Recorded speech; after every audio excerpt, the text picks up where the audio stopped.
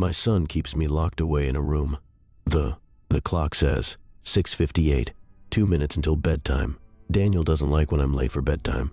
My thoughts are all jumbled up today. The medicine makes my head feel like it's stuffed with cotton, like someone shoved wet newspaper into my skull and let it harden there. I can hear Daniel in the kitchen. The clinking of dishes sounds like tiny bones breaking. He made spaghetti tonight. Spaghetti with meatballs. I like the meatballs. I think I've always liked meatballs, even before the accident. Sometimes it's hard to remember what I liked before. Sometimes I wake up tasting blood and can't remember why. I should get ready. Daniel doesn't like when I'm not in bed when the clock turns to 7. He says it makes Mr. Jacks upset, and nobody wants Mr. Jacks upset. I've never met Mr. Jacks. Daniel says he comes to our house late at night and checks on things, makes sure everything is safe. Daniel says Mr. Jacks knows what's best for us. Daniel says Mr. Jacks has plans for me.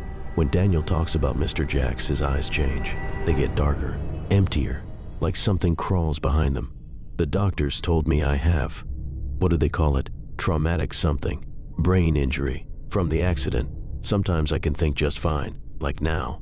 Other times I can't remember my own name.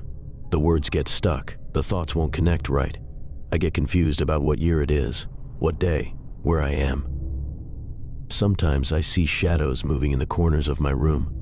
Shifting, watching, waiting. I used to be different. Before the pills, before the accident, I was a teacher, math teacher, high school. I taught algebra and geometry. I remember the smell of chalk and the sound of the bell. I remember Lisa, my wife, and Tommy, my first son, my boy. I remember their smiles, their laughter. I can still hear their screams sometimes, in my dreams, in the walls. When I'm alone, they're gone now. The accident, 2 years, 3. Time is slippery for me now. Daniel, Lisa's son from her first marriage, moved in after. Said he'd take care of me. Said he'd help. I adopted him when he was 12, after I married Lisa. He never called me Dad, though. Always Greg. His voice always cold, clinical, like he was examining a specimen. The lock clicks from outside my bedroom door. 7 p.m. sharp. The sound makes my skin crawl. I hear Daniel's voice through the door, muffled and wrong, like it's coming through water or meat. Good night, Greg. Did you take your evening pills? His voice sounds far away, even though he's just behind the door. Yes, I lie. The little blue and white pills are under my tongue. They taste like chemicals and dread. I'll spit them out later. I don't like how they make me feel, like I'm underwater. Can't think, can't remember. On my ceiling there are terrible things. They crawl upside down. They come in from a crack above the door. Do they know Mr. Jacks? Bond, good. Mr. Jacks will be here soon. He says you need to stay in your room tonight. All night. Don't try to come out, okay? Remember what happened last time? I do remember, sorta. Things get mixed up sometimes. I got thirsty and tried the door. It was locked. I kept pulling on it. Daniel came. He was crying, but his eyes were dry. Said Mr. Jacks was angry. Daniel had a bruise the next day, a perfect handprint wrapped around his throat. Said it was my fault. But I was locked in here all night. How could it be my fault? It's okay, Daniel. I'll stay. The words feel thick in my mouth, hard to talk sometimes, like my tongue belongs to someone else. Sleep well, Greg. Mr. Jacks is looking forward to seeing you. His footsteps go away. They sound heavier than they should, like someone much larger is walking away. I sit on my bed, look around. This room is my whole world now. TV, books with big letters, water bottle, bucket for bathroom. I hate that bucket, hate it. But Daniel says Mr. Jacks doesn't let me use the real bathroom at night. There are scratches on the wall I don't remember making, and stains on the ceiling that look like faces when the light hits them just right. I look at my puzzle book, the one with pictures of animals and words hidden in a grid. Daniel says these are good for my brain, says they'll help me get better. But I think I'm getting worse. Yesterday, all the animals in the book were staring at me, their eyes following me across the room. The words start to swim on the page. I feel dizzy. The medicine. It's kicking in. The stuff I took this morning makes it hard to focus. Makes the shadows in the corners grow longer, darker. But wait. I hear voices. From the living room, Daniel's talking to someone. Another voice, deeper, older, raspy like sandpaper on bone. I try to listen. My legs feel wobbly, but I manage to get to the door. Press my ear against it. The wood feels cool, unnaturally cool, like it's sucking the warmth from my skin. He's secured for the night? The deep voice must be Mr. Jack's. It sounds wrong, too deep, too hollow, like it's coming from somewhere very dark and very old. Yes, Daniel's voice, just like you said. My good. Has he been behaving? Not really. Tuesday was bad. He kept calling me Tommy. Then he started crying, asking where Lisa was, saying he wanted to see her. He scratched himself until he bled. Said something was under his skin. That's concerning. We might need to adjust his dosage again, the stronger stuff, the one that makes him see us as we truly are. I move away from the door. My heart is going fast, too fast, like it's trying to escape my chest. Adjust my dosage? No. No more pills. Last time they changed my medicine, I couldn't. Couldn't wake up. Slept and slept. Couldn't tell if I was dreaming or awake. Saw things standing over my bed, watching me, touching me with hands that felt like wet leather.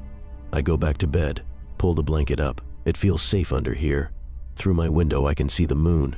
Full moon, big and bright, too bright, unnatural. The moon helps me sometimes. Helps my thoughts line up right, like puzzle pieces clicking together.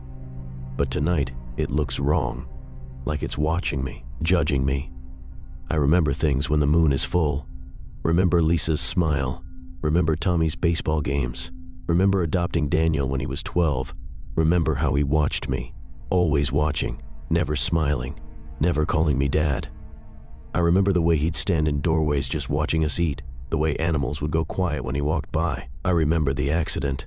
The car going too fast, couldn't stop it. Brakes didn't work. The tree coming closer and closer. Lisa screaming. Tommy in the back seat. The sound of metal folding, of glass breaking, of something laughing. I remember the hospital, the police officer, young guy with kind eyes, he said. He said the brake lines were cut. Someone cut them, but they didn't know who. I remember how uncomfortable he looked when Daniel visited, how he wouldn't meet Daniel's eyes. I remember Daniel coming to live with me after the funeral. I was still in a wheelchair then, head all bandaged up. He said he'd take care of me, said Mr. Jacks would help us both. I remember how cold his hands were when he touched me, like he'd been keeping them in ice water. Mr. Jacks, the grief counselor, that's what Daniel said. But I've never seen him, never signed papers, never had therapy. And why? Why does he only come at night? Why do the lights flicker when his name is mentioned? Why do I sometimes hear him moving in the attic during the day when Daniel says he only comes at night? There's laughing from the living room, TV sounds, explosions, gunfire.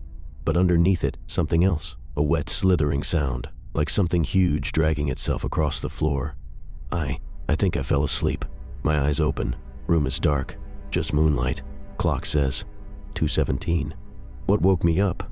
A sound from outside my door, a scratching sound, like claws on wood. Footsteps. Heavy, uneven footsteps. I try not to breathe too loud. The doorknob moves, turns, but the lock stops it. Something pushes against the door. Something heavy. The wood creaks, bending inward slightly. He's sleeping? Mr. Jacks's voice just outside my door. It doesn't sound human up close. Too deep. Too hollow, like it's coming from the bottom of a well filled with mud and teeth. Should be. The risperidone and lorazepam knock him out pretty good. Daniel sounds tired, afraid, but good. I brought the papers. Once we get him declared legally incompetent, we can access the insurance money. The house, too. Insurance. Money. My brain feels foggy, but something about this feels important. Wrong. How much longer will this take? Daniel asks. His voice trembles. Not long now. His condition is getting worse, just as we planned. Those pills I gave you are working perfectly. The brain damage from the accident gives us a good cover, but these medications will make him a complete vegetable soon. And then he's mine. All mine. My stomach hurts. Pills? They're making me worse on purpose? And what does he mean? I'll be his? I don't know. Sometimes he seems okay. Like today, he remembered it was Friday spaghetti night without me reminding him. There's a sound, wet, meaty, like someone got hit with something heavy. Then, something strange happens. I hear shuffling, and Daniel's voice changes, gets deeper, becomes Mr. Jacks's voice. Don't get soft now, the deeper voice says. It echoes strangely, like it's coming from everywhere and nowhere. Then normal Daniel voice whimpering, "Oh no, sir. My brain is slow, but this is important." That second voice, it came from Daniel, not from someone else. There is no Mr. Jacks. It's Daniel, just Daniel. talking to himself, making a different voice. But then, who made that scratching sound? Who pushed against the door? Why does the house creak at night like something huge is moving through it? The medicine fog tries to pull me under, but I fight it. Fight to understand. More shuffling sounds. Then Daniel, normal voice, strained and fearful. I'll increase his dosage tomorrow. Then deeper voice, but different now, wetter, with a gurgling quality that makes my skin crawl quite good. I want him completely helpless by next week, just a drooling idiot who can't even feed himself. Ready for the transition. The words hurt, make me want to cry, but I hold it in. What transition? What's going to happen to me? Footsteps go way down the hall, but they don't sound right. Too many of them, like 3 or 4 people walking in perfect sync. My hands shake, can't make them stop. The pills. Blue ones, white ones, yellow ones. Daniel gives them to me. Morning, noon, night. They make my brain slow, make me forget things, make me stupid, make me see the things that hide in the dark, the things with too many eyes and not enough skin. No, I see them when I don't take the pills. They're real, I know it. I think they are hiding from me. Mr. Jax. Who is he? We all know him. I think so. He's here at this house. I look at my water bottle. Did he put more medicine in there? Probably. The water looks wrong. Too thick. Too dark. Daniel isn't helping me. He's hurting me. Making me sick. And there's no Mr. Jax. Just Daniel talking to himself. Like he has 2 people inside him. Or something inside him. Wearing him like a costume. I try to get out of bed. My legs are wobbly. Like walking on Jell-O. I make it to the window. Look out. Too high up. 2nd floor. Can't jump. And something moves in the yard below.